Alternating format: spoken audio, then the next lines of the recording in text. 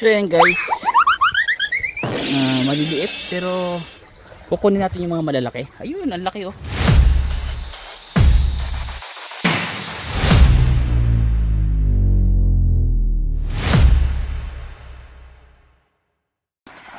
Hello guys, welcome to my vlog, and for today's vlog ay maglilimas tayo ng isda or what we call saga in Bisaya. So ito po, nakapag-start na po tayo ng kanyang tubig. So punta na natin. Ayan, maraming isda po kung nakikita nyo. Samahan nyo ako guys na manghuli ng isda.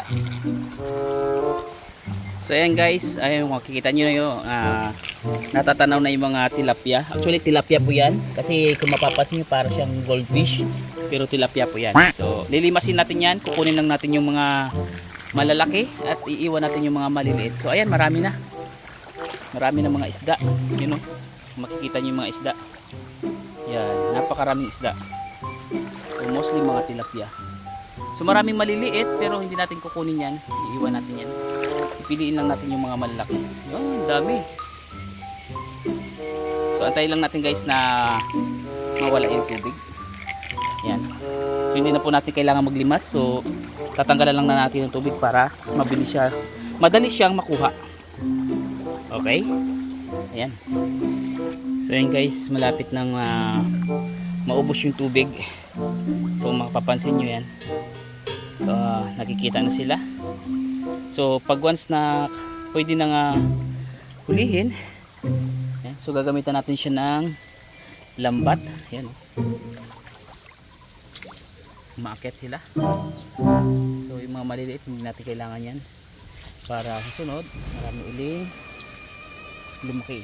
Yan, dami. Yan. Yeah! Guys, ito yung result ng aking paglilimas bago nakahuli ng isda. Punong-puno naman ng putik. So as you can see guys, napakarami pang isda dito, pero kailangan piliin lang yung mga dapat hulihin. Ayun o, kami isda. So siguro enough na ito para pang ulam. Ayun, napakarami. So pinili ko lang yung mga malalaki. Ayan, napakarami, pero mga similya pa. Ayan. So hindi na lang yung tubig. So piling-pili lang talaga. Actually marami-rami na ako nahuli. So pwede na siguro to, pero kailangan talaga yun, marami pang pwedeng hulihin. May malaki pa. So puro lang tilapia to. At dati may mga dito, dalag. Kaso pag tumataas ang tubig, gawa ng ulan, ayun, sumasama sa agos. Ang dami pa oh. Pero ang malalangin naman po ako. So ganun po kahirap kumuha ng pang-ulam. Maraming salamat guys sa inyong panonood, no, sa aking munting vlog. At ako'y manghuhuli pa. Grabe. Pinagtatawanan ako ng mga itik. Ayan guys.